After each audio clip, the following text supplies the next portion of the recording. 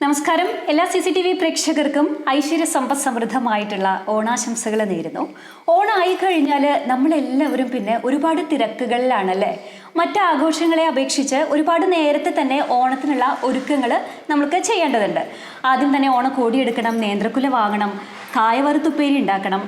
അങ്ങനെ അതെല്ലാം കഴിഞ്ഞ് ഓണത്തിൻ്റെ അന്ന് പിന്നെ സദ്യ വിഭവങ്ങൾ ഉണ്ടാക്കാനുള്ള ഒരു തിരക്കിലാണ്. ഏതൊക്കെ കറി ഉണ്ടാക്കണം, എത്ര കൂട്ടം ഉണ്ടാക്കണം, അങ്ങനെ ഒരു ചെറിയൊരു കൺഫ്യൂഷൻ അല്ലേ.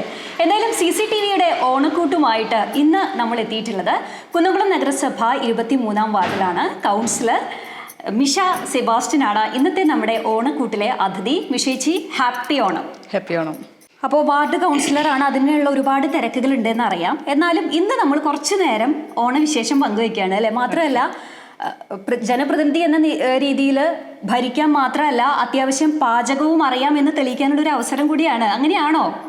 പാചകം തീർച്ചയായും അതെ. കാരണം ഒരു ജനപ്രതിനിധി എന്ന നിലയിൽ മിഷേച്ചിനെ എല്ലാവർക്കും നന്നായിട്ട് അറിയാം. കാരണം ഒരുപാട് ആളുകളുടെ കാര്യത്തിൽ ഇടപെടുന്നു, അവർക്ക് വേണ്ട കാര്യങ്ങളൊക്കെ ചെയ്തു കൊടുക്കുന്നു. പക്ഷെ ഒരു പാചകക്കാരി എന്ന നിലയിൽ എനിക്ക് തോന്നുന്നു അത്ര അറിവുണ്ടാവില്ല. എന്തായാലും നമ്മുടെ ഈ ഒരു പ്രോഗ്രാമോട് കൂടി അതും കൂടി അറിയും. അപ്പോൾ എന്താണ് മിഷേച്ചി ഇന്ന് നമുക്ക് വേണ്ടിയിട്ട് ഉണ്ടാക്കാൻ പോണേ? ഇന്ന് നമ്മൾ ഓലനാണ് ഇവിടെ ഉണ്ടാക്കാൻ പോകുന്നത്. സദ്യയിലെ ഒരു ആർക്കും ആവശ്യമില്ലാത്തതെന്ന് തന്നെ പറയാം. അങ്ങനെ പറയാൻ പറ്റില്ല, കാരണം എൻ്റെ ഏറ്റവും ഫേവറേറ്റ് ആയിട്ടുള്ള ഒരു ഡിഷ് ഓലനാണ്. എനിക്കും ഇഷ്ടം അത് തന്നെയാണ്. അത് എൻ്റെ കൂടെ അടുത്ത സുഹൃത്തുക്കൾക്ക് അറിയാം. നമുക്കിപ്പോൾ കല്യാണങ്ങൾക്കൊക്കെ പോയി കഴിഞ്ഞാൽ ഓലൻ മാത്രം നമുക്ക് റിപ്പീറ്റ് ചെയ്ത് വരാറില്ല. സംഗതി അച്ചാർ മുതൽ പപ്പടം വരെ നമുക്ക് ചോദിച്ചാൽ കിട്ടും. അങ്ങനെ ഒരു കാര്യമുണ്ടോ അല്ലേ? അപ്പൊ ഇനി സദ്യ വിളമ്പുന്നവർ അതൊന്ന് ശ്രദ്ധിച്ചോളൂ കേട്ടാ, കാരണം ഓലൻ ഇഷ്ടപ്പെടുന്നവരുണ്ട്. ഞാൻ ഈ അടുത്ത കാലത്ത് വരെ സദ്യക്ക് പോയപ്പോൾ ഇത് മാത്രം വന്നില്ല എന്ന് പറഞ്ഞിട്ട് ഞാൻ വീണ്ടും ചോദിച്ച് മേടിച്ച് കഴിച്ചൊരു വ്യക്തിയാണ്. അപ്പം ഇങ്ങനെ നമ്മളോട് ഉണ്ടാക്കാൻ പറഞ്ഞപ്പോൾ എൻ്റെ ഇഷ്ടം എങ്ങനെ അറിഞ്ഞു CCTV എന്നുള്ളൊരു സംശയം കൂടി എനിക്ക്. CCTV ജനങ്ങളുടെ മനസ്സ് പോലും അറിയാനുള്ള ഒരു തൃക്കണ്ണുണ്ട് ഞങ്ങൾക്ക്. എന്തായാലും അപ്പൊ നമുക്ക് സ്റ്റാർട്ട് ചെയ്യാം അല്ലേ. അപ്പോൾ കുമ്പളങ്ങ കൊണ്ടാണ് ഓല ഉണ്ടാക്കുന്നത്. ഇത് ഇവിടെ ഉണ്ടായതാണ്. നാടൻ കുമ്പളങ്ങയാണ്, എല്ലാം നാടനാണ്. പച്ചമുളക്, വെളിച്ചെണ്ണ, കറിവേപ്പില എല്ലാം ഇവിടെ ഉണ്ടായതാണ്. ഇന്നത്തെ വിഭവം എന്ന് പറയുന്നത് വിഷരഹിതമായിട്ടുള്ള ഒരു വിഭവമാണ്. കാരണം കുമ്പളങ്ങ ഇവിടെ ഉണ്ടായതാണ്. അതുപോലെ തന്നെ പച്ചമുളക്, നാളികേരം, ഇവിടുത്തെ നാളികേരം അതിൽ നിന്ന് എടുത്ത പാലാണ്. മാത്രമല്ല വെളിച്ചെണ്ണ ഇവിടെ കൊപ്ര ആട്ടി ഉണ്ടാക്കിയ വെളിച്ചെണ്ണയാണ് അല്ലേ. അപ്പോൾ ഈ ഓലന് കുറച്ച് ടേസ്റ്റ് കൂടുമെന്ന് എനിക്ക് തോന്നുന്നത് അല്ലേ മിഷേച്ചി? അതെ, ഉണ്ടാവും തീർച്ചയായും. എന്തായാലും നമുക്ക് ഗ്യാസ് കത്തിച്ച് ഓലൻ വെക്കാം അല്ലേ. ഓക്കെ, നമ്മൾ ആദ്യം കുമ്പളങ്ങ അതിലേക്ക് ഇട്ടു. അതിനോടൊപ്പം തന്നെ പച്ചമുളക്, ഇവിടെ ഉണ്ടായ പച്ചമുളകാണ്. ഉപ്പ് കല്ലുപ്പാണ് ഉപയോഗിക്കുന്നത്. കറിയിലേക്ക് കല്ലുപ്പാണ് ഉപയോഗിക്കുന്നത്. മറ്റേ വറവ് അങ്ങനത്തെ ഒക്കെ വരുമ്പോൾ മാത്രമാണ് നമ്മൾ പൊടിപ്പ് യൂസ് ചെയ്യാറുള്ളൂ. കറിവേപ്പിലും ഇവിടെ തൊടിയിലുണ്ടായ വേപ്പിലയാണ് അല്ലേ. ഒരു കൃഷിക്കാരി കൂടിയാണ്. അപ്പോൾ കുറച്ചൊക്കെ നമ്മൾ ചെയ്യുന്നുണ്ട്. നമുക്ക് വേണ്ട ഡെയിലി വേണ്ട സാധനങ്ങളൊക്കെ കറിവേപ്പില, പച്ചമുളക്, ആദ്യം വേണ്ട സാധനങ്ങളൊക്കെ, തക്കാളി ഒക്കെ ഇവിടെ തന്നെ. ചെറിയൊരു അടുക്കളത്തോട്ടം കൂടി ഉണ്ട്. നമുക്ക് ടെറസിന്റെ മുകളിലാണ് കൃഷി ചെയ്യുന്നത്. അപ്പം അത്യാവശ്യം ഒരു അടുക്കളയിലേക്ക് വേണ്ട പച്ചക്കറികളൊക്കെ മിഷേച്ച് ഇവിടെ ഉണ്ടാക്കുന്നുണ്ട്. അത് നമ്മൾ ഒരു അരമുറി തേങ്ങ പാല് പിഴിഞ്ഞതിൻ്റെ 2-ാം പാലെടുത്തിട്ട് ഇതിലേക്ക് ഒഴിക്കുകയാണ്. 2-ാം പാലിലാണ് അപ്പോൾ ഈ കുമ്പളങ്ങ വേവിക്കുന്നത്. എനിക്കും പേഴ്സണലായിട്ട് ഏറ്റവും ഇഷ്ടപ്പെട്ടിട്ടുള്ള വിഭവമാണ്. മാത്രമല്ല എനിക്ക് ഉണ്ടാക്കാൻ കുറച്ചും കൂടി എളുപ്പം ഈ ഒരു ഓലനാണ് അല്ലേ. നമുക്ക് ഒരുപാട് ഐറ്റംസിന്റെ ആവശ്യമൊന്നുമില്ല അല്ലേ. എളുപ്പം, അതേപോലെ തന്നെ ഏറ്റവും കൂടുതൽ ഔഷധ ഗുണമുള്ളതും കുമ്പളങ്ങയാണ്. നമ്മൾ ഗ്യാസ് കത്തിച്ചു വെച്ചിട്ടുണ്ട്. ഇനി ഇത് ഈ നാളികേരപ്പാലിൽ കിടന്ന് ഒന്ന് നന്നായി വേവണം അല്ലേ. 5 മിനിറ്റ് എന്തായാലും അത് വേവട്ടെ മിഷേച്ചി. അപ്പം നമുക്ക് കുറച്ച് ഓണക്കാര്യങ്ങളിലേക്കൊക്കെ വരാം. എങ്ങനെയാണ് സ്വതവേ ഒരു ജനപ്രതിനിധി? നമുക്കറിയാം ഒരുപാട് തിരക്കുകളുണ്ട്. പക്ഷെ എത്ര തിരക്കുകൾ ഉണ്ടായാലും നമുക്കൊരു ആഘോഷം വരുമ്പോൾ നമ്മുടെ ഫാമിലി ഒത്ത് കൂടിയിരിക്കുക എന്ന് പറഞ്ഞാൽ അത് വല്ലാത്തൊരു ഫീലാണ്. ഓണത്തിന് അങ്ങനെ തന്നെയാണോ? ഓണത്തിന് ഇപ്പോൾ ഞങ്ങളുടെ ഇവിടെ ഈ വീട്ടിലധികം ആളുകളില്ലാത്തത് കൊണ്ട് ഞാൻ മിക്കതും എൻ്റെ ഹസ്ബൻഡിൻ്റെ വീട്ടിലേക്കാണ് പരമാവധി പോവാറ്. അവിടെ എല്ലാവരും കൂടി അനിയന്മാരും ഭാര്യമാരും മക്കളും അമ്മയും എല്ലാവരും കൂടിയിട്ടുള്ളതാണ്. അവിടെ കൂടുതലാണ് ആഘോഷിക്കാറ്. അത് ഓണം ഉണ്ണൽ മാത്രം തന്നെ അവിടെ ഉണ്ടാവുള്ളൂ. പിന്നെ അത് കഴിഞ്ഞാൽ പിന്നെ വാർഡിലേക്കാണ് ഇറങ്ങുക. പിന്നെ വാർഡിലെ ജനങ്ങളോടൊപ്പമാണ് ഓണം ആഘോഷിക്കാറ്. ഇപ്പോൾ എങ്ങനെയാണ് ഒരു അനുഭവം? ഒരു ജനപ്രതിനിധി ആയതിനു ശേഷമുള്ളൊരു ഓണാണോ കളർഫുള്ള്, അതോ അതല്ലാതെ ഒരു ഫാമിലി മാത്രമായിട്ടുള്ള ഒരു ഓണായിരുന്നോ കൂടുതൽ അറ്റാച്ച്ഡ് ആയിട്ട് തോന്നിയിട്ടുള്ളത്? ഫാമിലിയുടേതായിട്ട് അറ്റാച്ച്മെന്റ് ഉണ്ട്. വാർഡിലെ ജനങ്ങൾക്ക് അവരുടേതായിട്ടുള്ള അറ്റാച്ച്മെന്റ് നമ്മൾ കൂടുതൽ നമുക്ക് അറിയുന്നുണ്ട്. രണ്ട് തരത്തിലാണ്. രണ്ടിനെ ഒരുമിച്ച് നമ്മൾ കൊണ്ടുപോകുന്നു. ഒരുപാട് തിരക്കുകളുണ്ട്. അപ്പോൾ രാവിലെ എങ്ങനെയാണ് ഇവിടെ കാര്യങ്ങളൊക്കെ കഴിഞ്ഞിട്ടാണോ? അങ്ങനെ ഒരു ജോലി ഇന്ന സമയം എന്നില്ലല്ലോ. ഒരു ജനപ്രതിനിധിയെ സംബന്ധിച്ചിടത്തോളം ടൈം ഇല്ല എന്നുള്ളതാണ്. സമയമില്ലാത്തത് കൊണ്ട് രാവിലെ ഇവിടുന്ന് ഇറങ്ങുമ്പോൾ വീട്ടിലെല്ലാം അടുക്കളയിലത്തെ എല്ലാ ജോലിയും കഴിഞ്ഞിട്ട് തന്നെയാണ് വീട്ടിൽ നിന്ന് ഇറങ്ങുള്ളൂ. എൻ്റെ ഹസ്ബൻഡിനായാലും ഭക്ഷണമാണ് ഏറ്റവും വലിയ മുഖ്യം. അപ്പൊ അത് കഴിഞ്ഞിട്ടുള്ള പരിപാടികളാണ് ചെയ്യാറുള്ളത്. ഹസ്ബൻഡിന്റെ കാര്യം കഴിഞ്ഞിട്ടുള്ള ഒരു ഭക്ഷണ പ്രിയനാണ്. വെജ് ആണോ നോൺ വെജ് ആണോ? നോൺ വെജ് ആണ്. അപ്പൊ ഏറ്റവും കൂടുതൽ പ്രിപ്പയർ ചെയ്യാറുള്ളത് നോൺ തന്നെയാണ് കൂടുതൽ വെക്കാറ്. അപ്പൊ അത് അങ്ങനെ തന്നെയാണോ? നോൺ തന്നെയാണ്. അല്ല, എനിക്ക് വെജിനോട് താല്പര്യം കൂടുതൽ. അപ്പോൾ അങ്ങനെ ചെയ്തിട്ട് നമ്മൾ വീട്ടിൽ നിന്ന് പുറത്തേക്ക് ഇറങ്ങാറുള്ളൂ. പരമാവധി അവർ വീട്ടിലത്തെ ഭക്ഷണം മാത്രമേ കഴിക്കുള്ളൂ. ഹോട്ടൽ ഭക്ഷണങ്ങളൊന്നും അങ്ങനെ അധികം കഴിക്കാറില്ല. ഇപ്പോൾ എപ്പോഴും നമ്മൾ പറയാറുണ്ട് ഒരു വീട്ടുകാരുടെ സപ്പോർട്ട് എന്ന് പറഞ്ഞാൽ നമ്മുടെ ഒരു ജോലിക്ക്, പ്രത്യേകിച്ച് ഇതുപോലുള്ള ഒരു ജോലിക്ക് അല്ലേ, കാരണം നമുക്ക് ചിലപ്പോൾ നേരത്തെ പോകേണ്ടി വരും, കൃത്യസമയത്തൊന്നും വീട്ടിലേക്ക് എത്താൻ പറ്റില്ല. അപ്പോൾ കുടുംബത്തിൻ്റെ ഒരു സപ്പോർട്ട് എന്ന് പറഞ്ഞാൽ അതാണ് നമ്മളെ ഈ ഒരു മേഖലയിൽ തന്നെ ഇങ്ങനെ നിർത്താനുള്ള ഒരു പ്രചോദനമാവുന്നത്. ആ രീതിയിൽ എങ്ങനെയൊക്കെയാണ് വീട്ടിലുള്ള ഒരു ഫുൾ സപ്പോർട്ടാണ്? കാരണം വെച്ചാൽ ഹസ്ബൻഡിന് കച്ചവടമാണ്, ബിസിനസ്സാണ്. അപ്പോൾ ആൾ വഴിക്ക് പോയി കഴിഞ്ഞാൽ രാവിലെ ഞാനും ഇറങ്ങിക്കഴിഞ്ഞാൽ രാത്രി ആൾ വരുമ്പോഴേക്കും ഞാൻ അവിടെ എത്തിയാൽ മതി. അപ്പോൾ ഫുൾ സ്വാതന്ത്ര്യം നമുക്ക് തന്നിട്ടുണ്ട്. അവരുടെ ഒരു സപ്പോർട്ട് ഉള്ളത് കൊണ്ട് തന്നെയാണ് നമ്മളിങ്ങനെ മുന്നോട്ട് പോകുന്നത്. നമുക്കൊന്ന് തിളച്ചു നോക്കാം. തിള വന്ന് തുടങ്ങിയിട്ടുണ്ട്. ഒരു പ്രത്യേക ഒരു മണാണ് അല്ലേ ഈ ഒരു സ്മെല്ല് കേൾക്കുമ്പോൾ തന്നെ നമുക്കിങ്ങനെ ചോറ് കൂട്ടിയിട്ട് ഇങ്ങനെ കഴിക്കാനുള്ള ഒരു ആവേശം വന്നുകൊണ്ടിരിക്കും. അതാണ് ഈ ഓലിൻ്റെ പ്രത്യേകത. പിന്നെ ഈ ഓണക്കാലം ആകുമ്പോൾ ഒരുപാട് ഓണസദ്യകളിലൊക്കെ പങ്കെടുക്കേണ്ടി വരാറുണ്ട്. അപ്പൊ എനിക്ക് തോന്നുന്നു ഈ ദിവസങ്ങളിലൊക്കെ ഒരുപാട് ഓണസദ്യ കഴിക്കേണ്ടി വരാറുണ്ടോ? വരാറുണ്ട്. സദ്യ നമ്മൾ മുടങ്ങാറില്ല. എല്ലാ സദ്യയും കഴിക്കും. അത് കഴിഞ്ഞ് ഓണത്തിന്റെ അന്നാവുമ്പോഴേക്കും ആ സദ്യയുടെ ഒരു ഇൻട്രസ്റ്റ് പോയിട്ടുണ്ടാവും. അതുവരെ കഴിച്ചിട്ടേ. ഇപ്പൊ ചിങ്ങമാസം പറഞ്ഞതോട് കൂടിയിട്ട് കല്യാണങ്ങളുടെ സീസണാണ്. അപ്പൊ എന്നും സദ്യയാണ്. സദ്യ കഴിച്ചിങ്ങനെ നടക്കാണ്. ഓണക്കാലം ആയി കഴിഞ്ഞാൽ പിന്നെ നേരത്തെ മിഷേച്ചി പറഞ്ഞ പോലെ തന്നെ ഒരുപാട് കല്യാണങ്ങൾ എന്തായാലും അവിടെ അറ്റൻഡ് ചെയ്യണം. കാരണം കൗൺസിലർ ആണല്ലോ. കാരണം പോയില്ലെങ്കിൽ അത് അവർക്കൊരു വിഷമാണ്. എന്തായാലും എത്തിപ്പെട്ടേ പറ്റൂ. അത് കഴിഞ്ഞ് ഒരുപാട് ഓണാഘോഷങ്ങളുമാണ്. സാധാരണ എങ്ങനെയാണ് കുട്ടിക്കാലത്തൊരു ഓണ ഓർമ്മകളൊക്കെ എങ്ങനെയാണ് മിഷേച്ചിക്കുള്ളത്? കുട്ടിക്കാലത്ത് സാധാ പോലെ തന്നെ എല്ലാവരും പോലെ തന്നെ നമ്മൾ അത്തം മുതലേ പൂക്കളം ഇട്ട് തുടങ്ങും. പിന്നെ വീട്ടിൽ അപ്പച്ചനും അവരൊക്കെ ഫാമിലിയിൽ ആരും ഉണ്ടാവുമല്ലോ. എല്ലാവരും കൂടി ഒരുമിച്ച് സദ്യ കഴിക്കുക, അത്രയൊക്കെ തന്നെയാണ് ഓണം. പിന്നെ തൊട്ടടുത്ത വീടുകളിൽ നമ്മുടെ ഹൈന്ദവ വീടുകളാണ് തൊട്ടടുത്തുള്ളവരൊക്കെ. അപ്പോൾ അവിടെ പോയിട്ട് നമ്മുടേതായിട്ടുള്ള കളികൾ, തിരുവാതിര കളിക്കും. പിന്നെ ചെറിയ കുഞ്ഞു കളി, വയസ്സായ ആളുകളൊക്കെ നമുക്ക് പറഞ്ഞു തരും ഇങ്ങനെ ചെയ്യാം അങ്ങനെ ചെയ്യുന്നൊക്കെ പറഞ്ഞിട്ട്. അപ്പോൾ ആ കളികളൊക്കെ കളിച്ച് അന്ന് വൈകുന്നേരം ആക്കും. പിന്നെ ശരിക്കും വലുതാവുമ്പോഴാണ് നമ്മൾ ആ കുട്ടിക്കാലത്ത് എങ്ങനെയൊക്കെയാണ് ഓണം ആഘോഷിക്കുന്നതെന്നുള്ളതും അത് മിസ്സാവുന്നതും നമ്മുടെ ഈ ഒരു പ്രായത്തിലാണല്ലേ. അങ്ങനെ തോന്നിയിട്ടുണ്ടോ? കാര്യം ഈ സമയത്ത് നമ്മൾക്ക് അങ്ങനെ ആഘോഷിക്കാം. പക്ഷെ നമ്മുടെ ഒരു ജീവിതത്തിൻ്റെ ഒരു പ്രാരാബ്ധങ്ങളും അല്ലെങ്കിൽ ഉത്തരവാദിത്തങ്ങളൊക്കെ കൂടുമ്പോൾ പലപ്പോഴും നമ്മൾ ആഘോഷങ്ങളിൽ നിന്ന് മാറിപ്പോവാറുണ്ട്. അങ്ങനെ തോന്നിയിട്ടുണ്ടോ? എൻജോയ് ചെയ്യാറുണ്ട് മാക്സിമം. നമ്മൾ എവിടെയായിരിക്കുന്നോ ആ സ്ഥലത്ത് നമ്മൾ മാക്സിമം എൻജോയ് ചെയ്യാം. അങ്ങനത്തെ ഒരു പോളിസിയാണ് എനിക്കുള്ളത്. നമുക്കൊന്ന് നോക്കാം. നന്നായിട്ട് തിള വരുന്നുണ്ട്. കുമ്പളങ്ങ നന്നായി വേവണം. എനിക്ക് തോന്നുന്നു നാടൻ കുമ്പളങ്ങ ആയതുകൊണ്ട് പെട്ടെന്ന് വെന്ത് കിട്ടും അല്ലേ? ഓക്കെ, നന്നായി വെന്തിട്ടുണ്ട്. അപ്പോൾ രണ്ടാം പാലിൽ കിടന്ന് ഇങ്ങനെ തിളച്ച് നല്ല മണമൊക്കെ വന്ന് തുടങ്ങിയിട്ടുണ്ട്. അത്യാവശ്യം എരിഷ്ടമുള്ള ആളാണോ? ഒരുപാട് പച്ചമുളക് ഇട്ടിട്ടുണ്ട്. മൂത്തിട്ടില്ല. അപ്പൊ എരി കുറവായിരിക്കും അല്ലേ? ഓക്കെ, വൈറ്റ് കളറിന്റെ മുളക് ആയിക്കോട്ടെ എന്നുള്ള രീതിയിൽ അത്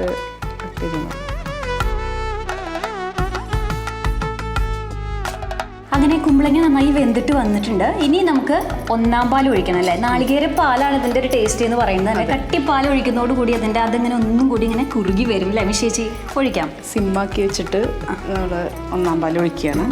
അത് കഴിഞ്ഞാൽ പിന്നെ അധികം തിളയ്ക്കാൻ പാടില്ല.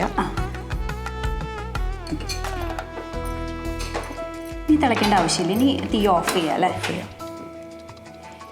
ഇനി നമുക്ക് നമുക്ക് ശുദ്ധമായിട്ടുള്ള വെളിച്ചെണ്ണ. ഈ വെളിച്ചെണ്ണ ഒഴിക്കുമ്പോൾ വേറൊരു സ്മെല്ലും ഇങ്ങോട്ട് വരും അല്ലേ? ഇത് ഇവിടെ നാച്ചുറൽ ആയിട്ടുള്ള കോക്കനട്ട് ഓയിലാണ്. അതെ.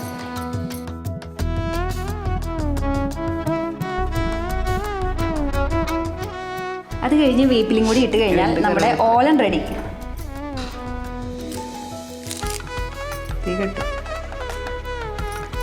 ഇന്നത്തെ നമ്മുടെ ഓണക്കൂട്ടിലേക്കുള്ള ഓലൻ റെഡി ആയി.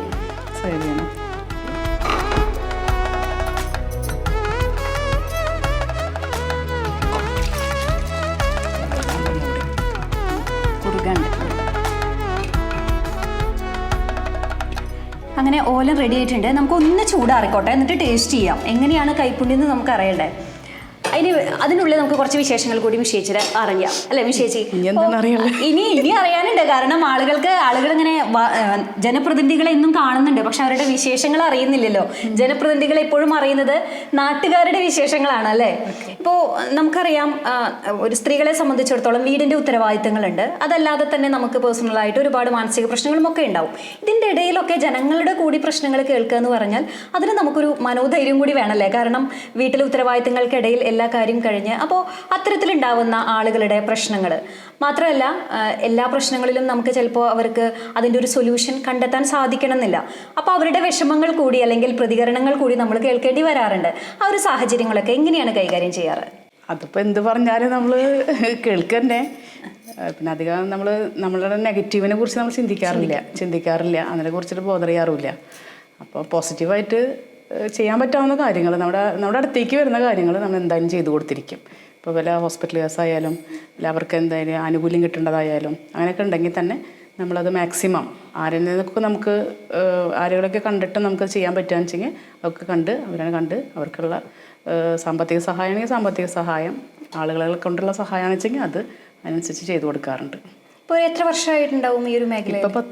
10 വർഷം കഴിഞ്ഞു. മാത്രമല്ല വേറെ ഒരുപാട് സംഘടനകളുടെ കൂടി ഭാരവാഹിത്വം ഉണ്ട് അല്ലേ?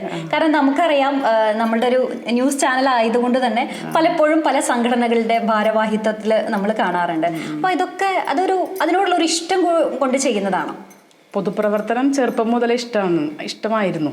അപ്പോൾ പള്ളിയിലൂടെയാണ് ഞാൻ കാത്തലിക്കാണ്. അങ്ങനെ പള്ളിയിലൂടെയാണ് ചെറുപ്പം മുതലേ സംഘടനകളിലൂടെ നമ്മൾ കയറി വന്നത്. അത് കഴിഞ്ഞ ശേഷം കല്യാണം കഴിഞ്ഞ് വന്നപ്പോൾ ഹസ്ബൻഡിനും പൊളിറ്റിക്സിനോട് താല്പര്യമുള്ള വ്യക്തിയാണ്. അപ്പോൾ ഞാൻ ഇഷ്ടപ്പെടുന്ന ആദർശം തന്നെയാണ് ആളും ഇഷ്ടപ്പെടുന്നത്. അതുകൊണ്ട് തന്നെ കൗൺസിലറായിട്ട് ഇതിന് മുന്നേ ഞാൻ 2010 ഞാൻ മത്സരിച്ചിട്ടുണ്ട്. ഇപ്പോൾ 3ാമത്തെ ടൈമാണ് മത്സരിക്കുന്നത്. ആദ്യത്തെ പ്രാവശ്യം നമ്മൾ വിജയിച്ചില്ല, പിന്നെ വീണ്ടും നമ്മൾ ഇവിടെ നിർത്തുകയാണ് ചെയ്തത്. അപ്പോൾ നമ്മളെ കൊണ്ട് പറ്റാവുന്ന കാര്യങ്ങൾ നമ്മൾ ജനങ്ങൾക്ക് ചെയ്തു കൊടുക്കുന്നു. അതിനോടൊപ്പം തന്നെ എല്ലാ സംഘടനകളും എന്ന് വെച്ചാൽ ജനങ്ങളെ കാണുക, സംസാരിക്കുക എന്നുള്ളതാണ് എൻ്റെ സന്തോഷം. എൻ്റെയും കൂടി സന്തോഷമാണ്. ജനപ്രതിനിധി എന്നതിലുപരി എൻ്റെ സന്തോഷമാണ് ഞാൻ അതിൽ കണ്ടെത്തുന്നത്. അപ്പോൾ അത് ഏത് സംഘടനയായാലും ഇപ്പോൾ കൗൺസിലറായാലും നമ്മളെവിടെയായിരിക്കുന്നുവോ നമ്മളെക്കൊണ്ട് എത്ര സന്തോഷം മറ്റുള്ളവർക്ക് കൊടുക്കാൻ പറ്റുമെങ്കിൽ അത് പ്രാവർത്തികമാക്കാൻ ഞാൻ ശ്രദ്ധിക്കാറുണ്ട്. അങ്ങനെ എല്ലാ സംഘടനയിലൂടെ ഇങ്ങനെ ഓടി നടക്കുന്നു. പലപ്പോഴും പറയുന്നത് നമ്മൾ ചെയ്യുന്ന ജോലിയോട് ഒരു ഇഷ്ടം ഉണ്ടെങ്കിലാണ് നമുക്കത് ആസ്വദിച്ച് ചെയ്യാൻ പറ്റുള്ളൂ. ഒരു ഇഷ്ടമില്ലാതെ ചെയ്യുമ്പോൾ നമുക്കതൊരു ഇറിറ്റേറ്റ് ആവുന്ന പോലെ തോന്നും. അപ്പൊ ചെയ്യുന്ന എല്ലാ ജോലികളും ആസ്വദിച്ച് സന്തോഷത്തോടു കൂടി ചെയ്യാം. ഞാനിപ്പോൾ പല സംഘടനകൾ പോകുമ്പോൾ നമുക്കിപ്പോൾ ഇവിടെ മീറ്റിങ്ങുകൾ കാര്യങ്ങളാകുമ്പോൾ നമുക്ക് എത്താൻ പറ്റിയെന്ന് വരില്ല. അപ്പം ഞാൻ പറയും, ഞാൻ ഫ്രീ ആണെങ്കിൽ അവിടെ എത്തിയിരിക്കും. അങ്ങനെ ഞാൻ പറയാറുള്ളൂ. എത്തും എന്ന് പറഞ്ഞിട്ട് ഞാൻ മുൻകൂട്ടിയിട്ട് ആർക്കൊരു ഉറപ്പ് കൊടുക്കില്ല. നമ്മുടെ സ്ഥിതി അങ്ങനെ. ഇപ്പോൾ പാർട്ടിയുടെ ഒരു സ്ഥാനം കൂടി വഹിക്കുന്നത് കൊണ്ട് നമുക്കിപ്പോൾ നാളത്തെ കാര്യങ്ങൾ ഇന്നാവും പറയാം. അപ്പോൾ അതിൻ്റേതായിട്ടുള്ള രീതിയിൽ പോകുമ്പോൾ പല സ്ഥലങ്ങളും നമുക്ക് എത്തിപ്പെടാൻ പറ്റാറില്ല. എന്നിരുന്നാൽ കൂടി പല ആളുകളെയും കണ്ട് അവർക്കറിയാം, എന്നെക്കുറിച്ച് അറിയാവുന്നവർ തന്നെയാണ്, എന്നെ ഇഷ്ടപ്പെടുന്നവർ തന്നെയാണ് ഞാൻ ഓരോ സംഘടനയിലും ആയിട്ടിരിക്കുന്നത്. അപ്പോൾ അവർക്കും അറിയാം ഞാൻ എങ്ങനെയാണെന്നുള്ളത്. ഇവിടെ ഉണ്ടെങ്കിൽ എന്തായാലും എത്തിയിരിക്കും. അതാണ് ജനങ്ങളുടെ ഒരു വിശ്വാസം കൂടിയിട്ടാണ്. അതല്ല, അവരുടെ വിശ്വാസത്തിലൂടെയാണ് ഇപ്പോൾ ഞാൻ നടന്നുകൊണ്ടിരിക്കുന്നത്. അപ്പോൾ നല്ലൊരു ജനപ്രതിനിധിയാണ്, നല്ലൊരു കുക്കാണ്, പിന്നെ നല്ലൊരു ഡാൻസറാണെന്നും കൂടി ഞാൻ കേട്ടിട്ടുണ്ട്.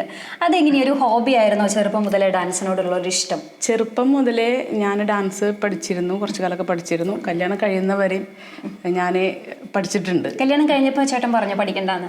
ഇല്ല. അങ്ങനെ എന്തുകൊണ്ട് എല്ലാവരും പറയുന്ന ഒരു കാര്യമല്ലേ കല്യാണം കഴിയുമ്പോൾ? അതെന്തുകൊണ്ടായിരുന്നു അപ്പോ? കല്യാണം കഴിയുന്നവരെ എന്ന് പറയാന്ന് വെച്ചാല് അതുവരെ കല്യാണത്തിന്റെ 2 ദിവസം മുമ്പ് വരെ ഞാൻ ഡാൻസ് പ്രാക്ടീസ് ചെയ്യുന്നുണ്ട്.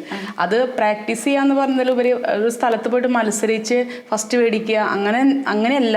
അത് നമ്മുടെ ഒരു പാഷനാണ്, നമുക്കൊരു ഇഷ്ടമാണ് ഡാൻസ് പഠിക്കുക എന്നുള്ളത്. അതുകൊണ്ട് പഠിച്ചു എന്ന് മാത്രമേ ഉള്ളൂ.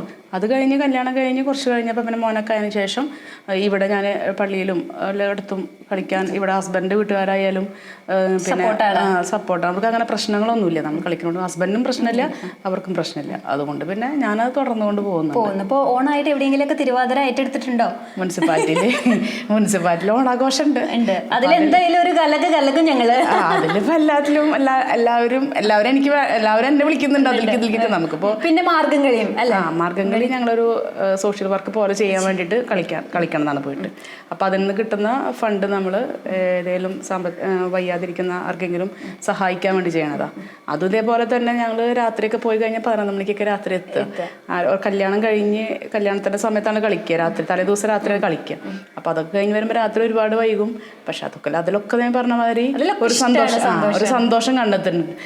എന്ന് വെച്ചാൽ നമ്മളൊരു 6 പേര് വെച്ചാൽ ആ 6 പേര് ആ സമയത്തൊന്ന് കൂടുക, അവരുടെ ബുദ്ധിമുട്ടുകളും കാര്യങ്ങളൊക്കെ മനസ്സിലാക്കി നമ്മളൊന്ന് ഒത്തൊരുമയോടും കൂടി നിൽക്കുക. അതാണ് ഞങ്ങൾ കണ്ടെത്തുന്നത്. ഞങ്ങളിപ്പോൾ 6 പേരും അങ്ങനെ തന്നെയാണ് ഉദ്ദേശിച്ച് കൊണ്ടുപോകുന്നത്. ഇപ്പോൾ ഡാൻസ് എന്ന് പറഞ്ഞ ഒരു ഇഷ്ടം മാത്രമല്ല, അത് ജീവകാരുണ്യ പ്രവർത്തനങ്ങളിലേക്ക് കൂടി ഇറങ്ങുന്നതിന്റെ ഒരു ആണ് അല്ലേ? കാരണം ഒരു 10 വർഷമായി ഇപ്പം അത് ചെയ്യുന്നു. അത് സൈലന്റ് ആയിട്ടാണ്. നമ്മളിങ്ങനെ വേറെ പബ്ലിസിറ്റി ഒന്നുമില്ല. നമ്മൾ അറിയുന്നവർ വിളിക്കും, നമ്മൾ കളിക്കും, അത് കഴിഞ്ഞിട്ട് രാത്രി വരും. ഇപ്പോൾ തിരുവാതിരക്കുള്ള പ്രാക്ടീസ് ഒക്കെ ഇപ്പോൾ നടക്കുന്നുണ്ടോ അല്ലേ തകൃതിയായിട്ട്? എല്ലാവരും ജനപ്രതിനിധികളാണ്, എല്ലാവർക്കും തിരക്കാണ്, അതിൻ്റെതായിട്ടുള്ള ബുദ്ധിമുട്ടുകളുണ്ട്. എന്നാലും ചെയ്യും, കുഴപ്പമില്ല. ഞങ്ങൾ സ്റ്റേജിൽ കയറും എല്ലാവരും. അതെ, സ്റ്റേജിൽ നമ്മൾ തകർക്കും, അതാണ് കയറും. പിന്നെ മറ്റുള്ള ഹോബീസ് ഒക്കെ എന്തൊക്കെയാണ്? ഇപ്പൊ തന്നെ ഒരുപാട് ഹോബീസ് ആയിട്ടുണ്ട്. പിന്നെ നേരത്തെ പച്ചക്കറി ഒരു ഹോബിയാണെന്ന് പറഞ്ഞു നമ്മൾ തുടക്കത്തിൽ. അതേപോലെ തന്നെ ഞാനൊരു ഫാഷൻ ഡിസൈനറാണ്. ഫാഷൻ ഡിസൈനിങ് ആണ് എൻ്റെ ഒരു ഇഷ്ടമുള്ളൊരു ഇത്. പഠിച്ചത് തൃശ്ശൂർ പഠിച്ചിട്ടുണ്ട്. ഫാഷൻ ഡിസൈനിങ് ആണ്. കല്യാണം കഴിഞ്ഞിട്ടാണ് ഞാൻ കൂടുതൽ അതിലേക്ക് ഇറങ്ങിയത്. ഹസ്ബൻഡ് തന്നെയാണ്. അങ്ങനെ നമുക്കൊരു സപ്പോർട്ട് ഉള്ളതുകൊണ്ട് നമ്മൾ പഠിച്ചു. അങ്ങനെ ഒരു ഇതൊക്കെ തുടങ്ങണം എന്നുള്ള രീതിയിൽ ഇതിലുള്ള സജ്ജീകരണങ്ങളൊക്കെ നമ്മൾ ഒരുക്കിയിട്ടുണ്ട്. പക്ഷെ പിന്നെയാണ് നമ്മൾ കൗൺസിലർ ആയത്. പിന്നെ നമുക്കതിൽ ശ്രദ്ധ കൊടുക്കാൻ പറ്റുന്നില്ല. ഏതെങ്കിലും ഒന്നേ നടക്കാൻ പറ്റുള്ളൂ.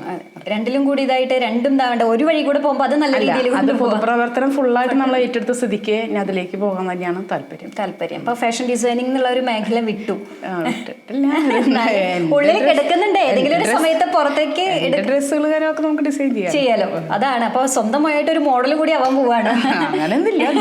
എങ്ങനെയാണ് പിന്നെ മകന്റെ മറ്റു ഫാമിലി വിശേഷങ്ങളൊക്കെ എങ്ങനെയാണ്? ഒരു മകനാണുള്ളത്. അവനിപ്പോ ലണ്ടനിലാണ്. എന്താ പഠിക്കുന്നത്? ഡാറ്റ അനലിറ്റിക്സ് കോഴ്സ് PG ചെയ്യാൻ വേണ്ടി പോയി. ഓക്കെ. അപ്പൊ ഈ ഓണത്തിന് നാട്ടിൽ ഉണ്ടാവാറില്ല? വന്നു പോയുള്ളൂ. അപ്പൊ ഇനിയിപ്പോ ഈ ഓണത്തിന് ഉണ്ടാവില്ല. ഓണത്തിന് ഇപ്പൊ മിഷേച്ചും സെബാസ്റ്റ്യേറ്റനും കൂടിയിട്ടുള്ള ഒരു ഓണാണ്, 2 പേര് കൂടിയിട്ട്. പിന്നെ ഒരു ജനപ്രതിനിധി ആയതുകൊണ്ട് തന്നെ പൊതുജനങ്ങളൊക്കെ നമ്മുടെ ഈ ഒരു ആഘോഷത്തിൽ കൂടെ ഉണ്ടാവുമല്ലോ. ഓക്കെ, എന്തായാലും നമുക്കിത് ആറിയിട്ടുണ്ടാവും. ഒന്ന് ടേസ്റ്റ് ചെയ്ത് നോക്കാം എങ്ങനെയാണ് ഓലന്റെ രുചി കേട്ടോ.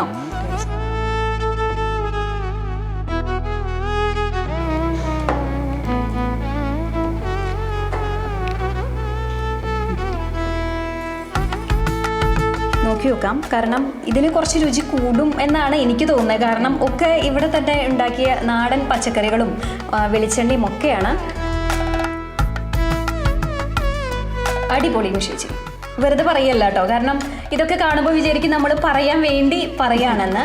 അസലായിട്ടുണ്ട്. ആ വെളിച്ചെണ്ണയുടെയും പച്ചമുളകിൻ്റെയും ഒക്കെ രുചി ഇങ്ങനെ വായയിൽ ഇങ്ങനെ കിട്ടി നിൽക്കുകയാണ്. അത്രയും ടേസ്റ്റ് ഉണ്ട്. നല്ല ചൂട് ചോറിൻ്റെ കൂടെ കഴിക്കാൻ അടിപൊളിയാണ്. അപ്പോൾ എന്തായാലും നല്ലൊരു പാചകക്കാരിയാണെന്ന് കൂടി തെളിയിച്ചിരിക്കുന്നു. അപ്പോൾ എന്തായാലും ഓണം വിഭവങ്ങൾ എങ്ങനെയാ? വീട്ടിൽ തന്നെയാണോ എല്ലാം ഉണ്ടാക്കാറുള്ളത്? പുറമൊന്നും വാങ്ങണ ശീലം ഞങ്ങൾക്കില്ല. ഒക്കെ ഇവിടെ. പായസം ഏത് പായസമാണ് ഏറ്റവും കൂടുതൽ ഇഷ്ടം? എനിക്ക് പാലടയാണ്. അപ്പോൾ ഓണത്തിനും പാലടയാണ്. ഒരു പാലട വേണം. ഏറ്റവും കൂടുതൽ ഇഷ്ടമുള്ള കറി ഏതാ? ഓലൻ പറഞ്ഞു. പിന്നെ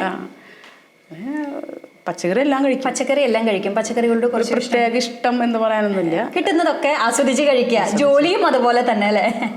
ഓക്കെ, എല്ലാം കഴിക്കും. വായില് കടിക്കാത്തൊക്കെ കഴിക്കും. എന്നെ കഴിക്കാത്തതിനൊക്കെ ഞാൻ കഴിക്കും.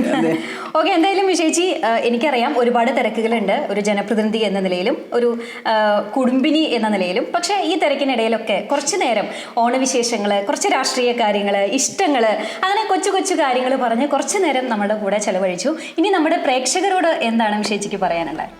എല്ലാവർക്കും നന്മ നിറഞ്ഞ തിരുവോണാശംസകൾ നേരെയാണ്. അതിനോടൊപ്പം എല്ലാവരുടെ വീട്ടിലും ഓണസദ്യ കഴിക്കാനുള്ള ഭാഗ്യം ദൈവം തരട്ടെ എന്ന് ആശംസിക്കുന്നു. ഓക്കെ മിഷേച്ചി, അപ്പോൾ ഇനിയും ജനപ്രതിനിധിയായിട്ടും സ്വന്തം ഇഷ്ടങ്ങളെ കൂട്ടുപിടിച്ചും ഈ ഒരു ജോലി ആസ്വദിച്ചും ഒരുപാട് നാളുകൾ ഇങ്ങനെ മുന്നോട്ട് പോകാൻ കഴിയട്ടെ എന്ന് ആശംസിക്കുന്നു. അതോടൊപ്പം ഒരിക്കൽ കൂടി ഹാപ്പി ഓണം. ഹാപ്പി ഓണം.